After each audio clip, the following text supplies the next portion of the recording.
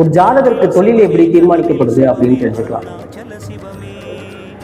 அவர் சனியோட தன்மையை பொறுத்தும் 10ஆம் இடத்தை பொறுத்தும் ஒரு ஜாதகருக்கு தொழில் தீர்மானிக்கப்படுது. அந்த 10ஆம் இடத்துல போய் புதன் உட்கார்ந்துருந்தா எப்படிப்பட்ட தொழில் அமையும் அப்படின்னு தெரிஞ்சுக்கலாம். ஒரு ஜாதகருக்கு 10ஆம் இடத்துல போய் புதன் உட்கார்ந்துருந்தா அவர் ரொம்ப நுணுக்கமான வேலைகளை செய்யக்கூடியவராக இருப்பார். ரொம்ப படிப்புல கல்வியில சிறந்தவராக இருப்பார். புதிய முயற்சிகள் செய்யறதுல திறமசாலியா இருப்பார். புதிய விஷயங்களை கத்துக்கிறதுல ரொம்ப திறமசாலியா இருப்பார். ஒரு சாஃப்ட்வேர் இன்ஜினியரா இருக்காரு அப்படின்னா அவர் அடுத்த கட்ட நகர்வை பத்தி யோசிக்கக்கூடிய தன்மைகளை வெளிப்படுத்தே இருக்கும். அவருக்கு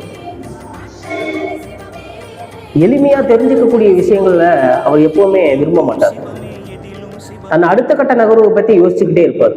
புதுமையான விஷயங்களை புகுத்திக்கிட்டே இருப்பார். அவர் சனியோட தொடர்பு பெற்றிருக்கின்றாலா இல்ல புதன் நல்ல பலத்தில் இருந்தாலும் அவர் தொழில் மூலியமா அங்கீகார கௌரவ பதவிகள்லாம் விரும்பக்கூடியவராக இருப்பார்.